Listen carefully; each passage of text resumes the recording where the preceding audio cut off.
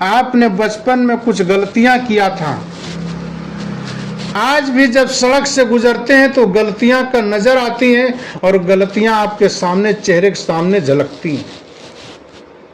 मैंने उसके यहाँ से कुछ चोरी की थी, मैंने उसका एक कलम चोरी कर लिया था पढ़ते वक्त, मैंने उसके जेब से 2 रुपया निकाल लिया था। बुढ़े हो गए, 80 साल की उम्र हो गई, लेकिन वो न भूला, नहीं भूला। वो हमें मन बार बार कचोटता है, मन बार बार परेशान करता है। एक गलती काफी है जिंदगी भर रुलाने के लिए, हजारों फूल कम है एक गला को सजाने के लिए, लेकिन एक गलती काफी है जिंदगी भर रुलाने के लिए। इसलिए मन की साधना की जरूरत है, फूंक फूंक के कदम रखने की जरूरत है।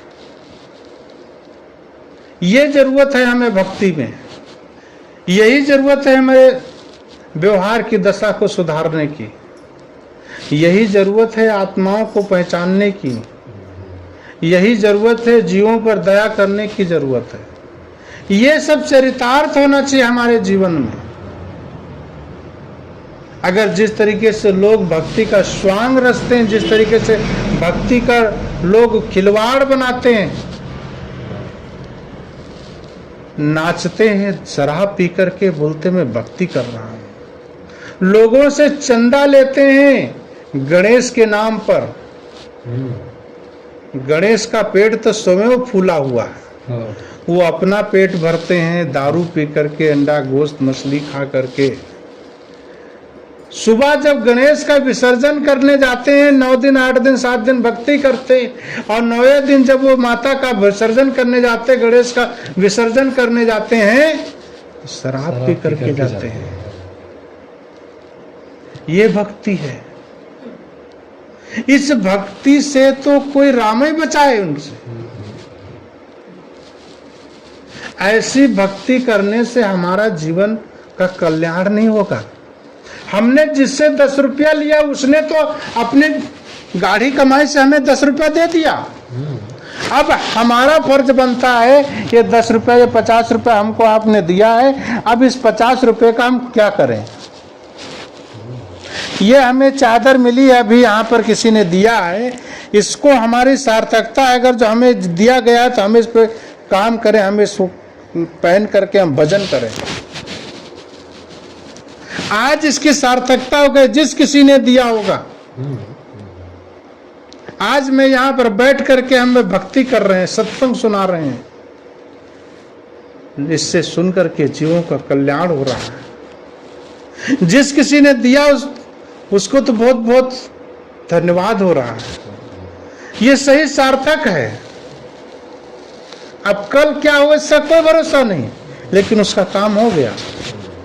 हमें जिसके लिए दिया था हमने वो काम किया। एक शेर शिकारी कर देता है, शेर का शिकार कर देता है। शेर के अंदर से आवाज आती है कि तू तो मांस खा लेना मेरा, लेकिन इस खाल को किसी साधु संत को दे देना ताकि इस पे बैठ करके वो भजन करेगा, तो हमारा कल्याण हो सकता, मुक्ति हो जाएगी। ये भाव अगर हमारे अंदर में रहेगा।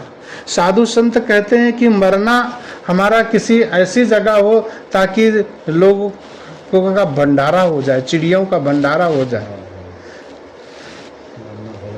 मरना भला विदेश में है, तो वहां पर ऐसी भावना, साहब कहते जैसी जिसकी भावना हो उस हिसाब से अगर जीवन जिए तो हमें शुद्ध और सही मन हर तरीके से हो सकता है और लग सकता है।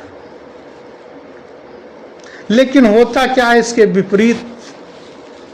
गांव में रहते हैं, अपना तो सोचते नहीं, दूसरा का बिगाड़ने का सोचते हैं। अपना तो बनाते नहीं, दूसरों का बिगाड़ने का सोचते हैं। अपना कम से कम सही सोच लो। अगर जो हम अपना सोचेंगे तो हमारे पास में अपने सोचने के अलावा किसी दूसरे के लिए टाइम ही नहीं है। हम आपके बारे में सोचे क्या। क्योंकि मेरे पास टाइम ही नहीं, मैं अपना ही सोच रहा हूँ। अपनी भक्ति करो, अपनी साधना करो, अपना गुरु का पाठ करो, संध्या पाठ करो, भजन करो, इसके अलावा कहाँ फुर्सत है। अब प्रपंच करना है तो फुर्सत ही फुर्सत है। इसलिए प्रपंच ना करके आप प्रवचन सुने, भजन करें, भजन सुने। एक विगाड़ानंद थे, उनका नाम लोगों ने विगाड़ानंद रख दिया था। गांव के मुखिया और बहुत अच्छे व्यक्ति, सज्जन थे, लेकिन सज्जनता उनके अंदर इतनी थी कि वो कभी किसी के साथ में अच्छाई नहीं करते थे। जहां बैठते थे वहां कुछ न कुछ ऐसी बात बोल देते थे ताकि उसको लग जाए, या तो उसकी बदनामी हो जाए या कुछ ऐसा काम। एक बार बैठे थे, लड़की वाले देखने के लिए लड़के की तरफ आए रहे थे, देखने के लिए शादी जोड़ने के लिए। बोले अमुक वो बाबा हैं, उनको मत बुलाना, नहीं तो वो आ जाएंगे तो कुछ ना कुछ बिगाड़ देंगे वो। बोले नहीं नहीं, कुछ नहीं, कोई बात नहीं, बड़े बूढ़े हैं, उनको बुला लो। अगर नहीं बुलाओगे तो बाद में फिर आएंगे या बाद में कुछ गड़बड़ कर देंगे, इसलिए उनको आ जाएंगे और उनको 150 रुपए दे देना, चुपचाप हो जाएंगे, बैठ जाएंगे। बुला लिया गया और बुला करके उनको 150 रुपए भी दे दिया, मिठाई भी दे दिया, खाना पानी भी दे दिया, आराम से चुपचाप बैठे। लड़के से बोले ठीक है, इनको दे दो, आशीर्वाद ले लो। आशीर्वाद लेने गया, बोला ठीक है, जुग जुग यो तुम्हारी मिर्गी शांत हो जाए, कोई बात नहीं, बहुत बढ़िया है। आशीर्वाद दे दिए कि तुम्हारी मिर्गी ठीक हो जाए। अब लड़की वाले, देखने वाले सोचे कि इसको लड़के को तो मिर्गी आती है। उन्होंने ठीक है भाई, अब हम जा रहे, फिर बताएंगे समय से। अच्छा। बात बिगड़ गई। दिया तो आशीर्वाद, लेकिन बिगड़ गई बात। ऐसे ही वो कहीं न कहीं कुछ न कुछ बिगाड़ते रहता था। आशीर्वाद के देने में या कहीं कुछ करने में सफल कर ही लेता था अपना काम। चलते चलते पूरा का पूरा जीवन यहीं पर व्यतीत कर दिया, दूसरों का सिर्फ काम बिगाड़ने में। इसलिए उसको लोग बिगाड़ानंद कहा करते थे। आखिरी समय आ गया जब मरने का, बिल्कुल मरने की सैया पर बैठा और बस अब प्राण हटे। कब प्राण हटे? लोगों को बुलाया, बोला कि हमने पूरा जीवन हमने लोगों का काम बिगाड़ा है और हमें बहुत पश्चाताप हो रहा है। मैं सोचता हूँ कि मुझे पश्चाताप हो और मैं अपना प्रायश्चित कर सकूं, ऐसा कोई काम कर लूं कि मुझे प्रायश्चित करना हो जाए और मुझे कुछ थोड़ा सा ऐसे लाभ मिल सके। बोले बताइए बाबा जी, आपको क्या करना है? बोले कुछ नहीं करना भैया, आप एक खूंटा लेकर के एक लकड़ी का बना दीजिए और बना करके मेरे मुख में ठोक दीजिए, ताकि इस मुख से हमने लोगों का बहुत काम बिगाड़ा है। इस मुख से, इस जीभ से हमने लोगों का बहुत अहित किया है। इसलिए ये जबान को और इस मुंह को प्रायश्चित मिल जाए, ऐसा काम कर दो। मेरे तो हाथ नहीं चलते, पैर नहीं चलते, मैं कुछ कर नहीं सकता। लोगों ने बोला ये तो गलत काम हो जाएगा, ये तो हमारे बाबा, हमारे दादा, हमारे गांव के अच्छे बुजुर्ग हम इनके साथ ऐसा कैसे कर सकते हैं? बोले अगर जो आप लोग मेरे साथ ऐसा नहीं करोगे तो मुझे मुक्ति नहीं होने वाली है, मैं प्रायश्चित कैसे करूंगा? बोलते हैं कि मरने वाला हो या किसी हो, आखिरी इच्छा पूरी की जाती है। चलो ठीक है, बाबा जी की आखिरी इच्छा ही पूरी कर दिया जाए। लड़कों ने लकड़ी का ला करके उसके मुंह में ठोक दिया। अब ठोक दिया तो मर गए। ऊपर से बढ़ा करके जा रहे थे, लाश ले जा रहे थे उसको जलाने के लिए। रास्ते से गुजर रही थी लाश, और रास्ते से जब लाश गुजरी तो वहीं से पुलिस की गश्त जा रही थी, पुलिस लोग जा रहे थे। पुलिस वालों ने कभी ऐसा शव नहीं देखा था कि उसके ऊपर एक सिग्नल लगा था। वो ऐसा कभी कहीं लाश नहीं देखे थे। उन्होंने बोले उतारो भाई, मैं भी देखता हूँ ये लाश कैसी ऊपर सिग्नल लगा हुआ है। उसको उतारे नीचे और बोले इसको खोलो। खोल के देखे मुंह में खूंटा टका हुआ। बोले अच्छा, तुम लोग इसको जबरदस्ती खूंटा ठोक के मार के ले जा रहे हो और दिन दहाड़े उसको जला के उसको राख कर रहे हो और कानून के आंख में धूल झोंक रहे हो। ये समझते हो कि कानून के 50 आंखें होती हैं। तो कुल मिला के कहने का मतलब जीते जीते लोगों को खूब ठगा, जीते जी लोगों को खूब परेशान किया, जीते जी लोगों का काम खूब बिगाड़ा और मरते वक्त भी लोगों को जेल में पहुंचा दिया, तब मरा। तो ऐसे जीवन जीने से गांव में कुछ ऐसे खूंटा उपाड़ी होते हैं जो लोगों को परेशान किया करते हैं, लोगों की जिंदगी को तबाह किया करते हैं। और लोगों की जिंदगी क्या तबाह, वो स्वयं तबाह होते हैं। दूसरों को गाली देने वाला व्यक्ति स्वयं पहले रात भर गाली देगा, तब सुबह वह जाके दूसरे को गाली दे पाएगा। अपने अंदर अहंकार में जलना पड़ता है, तब दूसरों को जलाना पड़ता है। इसलिए कुछ ऐसा काम करो ताकि कम से कम लोग आपका नाम ना लें, तो कम से कम बदनाम भी ना करें। ऐसा काम करो जिससे कम से कम दूसरों को शांति ना मिले, कम से कम अपने ही शांत हो जाए। इसलिए मेरे प्यारे साथियों, जीवन का कुछ हिस्सा हमें अपने परिवार में लगाएं, समाज में लगाएं, बचा हुआ कुछ थोड़ा बहुत हिस्सा अपने लिए भी खर्च कर लें।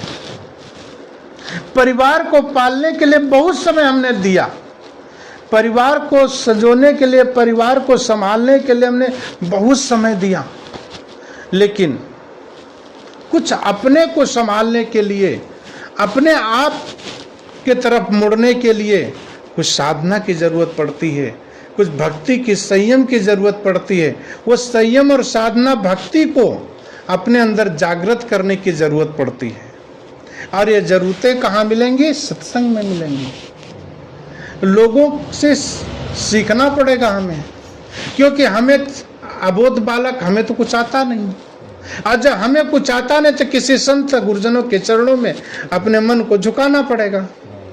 और मन तो ये झुकता नहीं है, ये तो टेढ़ा है, ये अकड़ू बाबा है। इसलिए उसकी अकड़ को निकालने के लिए किसी संत के, गुरुजनों के साहित्य सत्संग में जा करके सेवा करना पड़ेगा। सेवा से मन शुद्ध हो सकता है, वो भी सेवा निस्वार्थ भाव की भावना से की गई हो। अगर जो सेवा में अगर स्वार्थ भी जरा से भी लगा हुआ है कि हम उसकी सेवा करें, शायद हमें 2 रुपया दे दे, तो जहां पर 2 रुपए की भावना आ गई, वहां निस्वार्थ भावना खत्म हो जाती है और वहां पर मन में अहंकार पैदा हो जाएगी, मैंने तो उसकी सेवा किया था। फिर जहां मन में अहंकार होगा वहीं पर उससे कुछ चाह आ जाएगी, और जहां चाह आएगी वहीं हमारे जीवन में आह पैदा करेगी। वही फिर हाय हाय हाय हाय में पूरी जिंदगी व्यतीत हो जाएगी, और व्यतीत होकर के हाय हाय में हमारा पूरा का पूरा जीवन नरक हो जाएगा।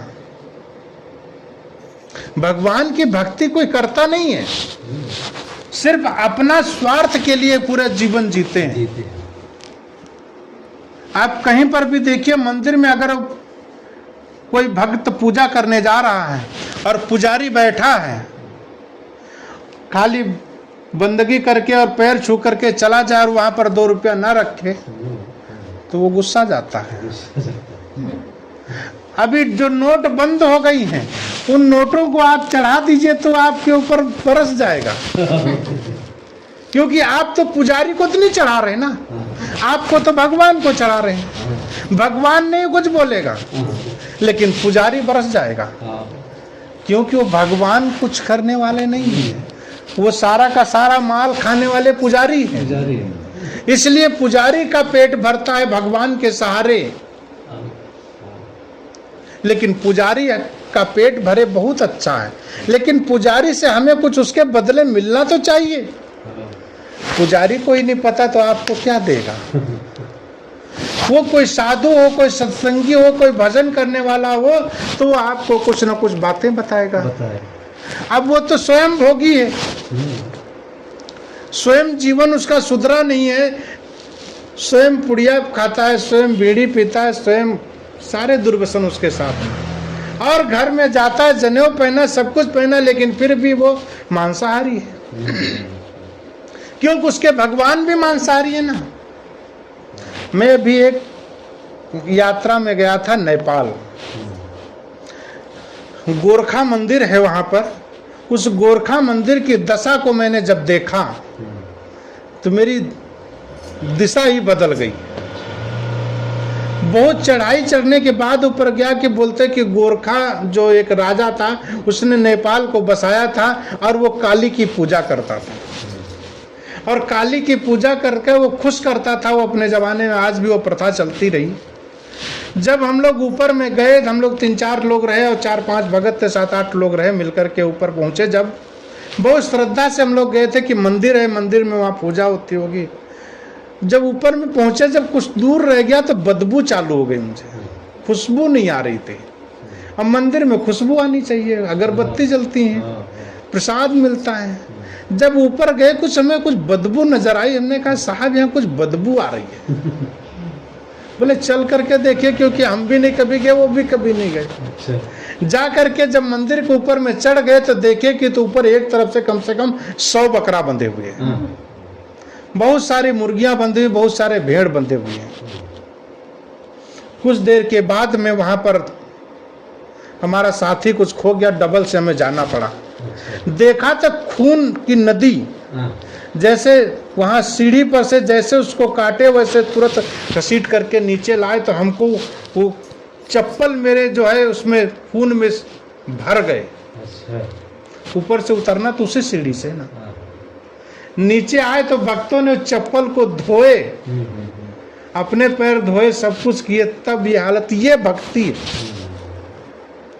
ऐसी जो मूक और निरीह प्राणी पशुओं की जो हत्या करता है, जो जीव लेता है, जो वो कोई देवी नहीं हो सकती। देवी होता है दैवीय गुण, जिसके अंदर में दया का भाव हो, वो देवी है। और जिसके अंदर दया का भाव ही नहीं तो देवी काहे की? जिसके अंदर दया नहीं वो देवता काहे का? तो देवी और देवता के अंदर दया का भाव होता है, और जहाँ दया है, जहाँ आत्मा की पूजा हो रही है, वहीं पर देवी देवता बसते हैं। और देवी और देवता वहीं बसते हैं जहाँ पर आत्मा होती है। उस काली में तो आत्मा है ही नहीं, तो आत्मा जब नहीं है तो पिघलेगी कहाँ से? वहाँ दया भाव आएगा कहाँ से? वो तो वहाँ पर बैठे जल्लाद जीव की चटोरे के कारण वो प्रसाद मान रहे हैं अपना। उन्हें शराब चढ़ा रहे, उन्हें मांस चढ़ा रहे, वो अपने केवल जीव के टेस्ट के कारण से वहाँ भक्ति नाम की चीज नहीं है। इसलिए ऐसी भक्ति से भगवान बचाता है। वहाँ पर ना जाना पड़े, ना लोग जो गए हैं, जो काम ऐसा कर रहे हैं, वो उनको नरक ही नरक है। उनके हाथ कांपते हैं।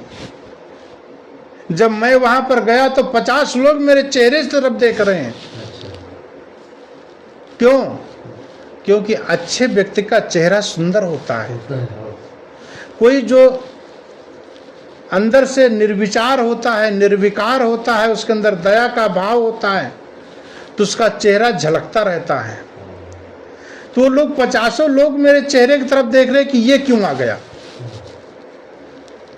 क्योंकि वहां दया झलक रही है, चेहरा दूर से दिखता है।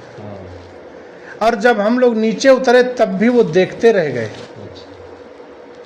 कि ये लोग यहाँ के लायक नहीं थे, यहाँ क्यों आ गए? वो भी समझ गए और मैं न समझ पाया यहाँ क्या होगा। मैं तो समझा यहाँ तो सब भक्त लोग हैं, देवी देवताओं का मंदिर है, यहाँ तो अच्छा काम होता होगा। लेकिन कुल मिलाकर के जो ये ऐसी भक्ति की जाती है, वहाँ पर किसी देवी देवता वहाँ नहीं है, किसी कोई, ये सब मन की कल्पना है, भ्रम है, और जीवन बर्बाद होने की चढ़ाई हमने चढ़ रहे हैं, और ये मन हमारा बर्बाद हो रहा है, और वो मन हमारा पूरा नरकगामी हो जाएगा। इसलिए ऐसी भक्ति करने से हमारा कल्याण नहीं होने वाला है। हमारा कल्याण जीव दया और आत्म पूजा में है। जीवों पर दया करना है और आत्मा की पूजा करना है। हमें पेड़, पहाड़, झरना, नदियाँ, हमें मिट्टी की मूर्ति की बनाई प्रतिमा, उनके आगे सिर पटकने से हमारी भक्ति नहीं होगी। हमारी भक्ति आत्मा की पूजा करने से होगी। निरीह प्राणी पशुओं को पर दया करने से होगी। वो जो हमें सुख और संसार का जो ऐश्वर्य मिलेगा वो अतुलनीय होगा। इसलिए अतुलनीय वस्तु को, अतुलनीय चीज को हमें सद्गुरु कबीर साहब की रास्ता पर चल करके ही मिल सकती है। उनके बताए हुए मार्ग पर ही हमें वो जो जीवन का जो हिस्सा मिलेगा वो अतुलनीय हो कहलाएगा। इसलिए हमें साधना पर जीवन जी करके, साधना में जीवन को चरितार्थ करके जो हमें सुख मिलेगा वो अतुलनीय होगा। इसलिए सुख की तरफ हमारा जीवन बढ़ता चला जाएगा और दुख हमसे छूटता चला जाएगा। लेकिन कब? जब हम अपने मन को संतों के संग में लगाएंगे, भक्तों के संग में लगाएंगे, आपस में मैत्री का भाव रहेगा, परिवार में देवी देवता रहेंगे, अपने माँ बाप की सेवा करेंगे, अपने सास ससुर की सेवा करेंगे, परिवार की पूरी देखभाल करते हुए भक्ति की भावना में अपने मन को लगाते हुए जो व्यक्ति वहाँ से गुजरता है उसको वो जो सुख मिलता है, जो शांति महसूस होती है, वह अतुलनीय होती है। इसलिए सद्गुरु कबीर साहब कहते हैं कि हमें ऐसी भक्ति से हमें जो शांति मिलने वाली है, ऐसी साधना से जो शांति मिलेगी वो हमारे जीवन का कल्याण करेगी। इसलिए हमें अपने कल्याण की तरफ ध्यान देना है, न कि ढोंग और ढपोसला और आडंबर के तरफ हमारा जीवन जीना चाहिए। इसलिए उधर से चारों तरफ से मन को हटा करके अपने आप तरफ मोड़ करके और अपने आत्मा की तरफ लौट आना, जीवों पर दया करना और किसी के प्रति बैर विरोध की भावना न रख करके अपने आप में समाहित हो जाना, यही सत्संग, यही भक्ति है, यही साधना है। बोलिए सद्गुरुदेव की जय।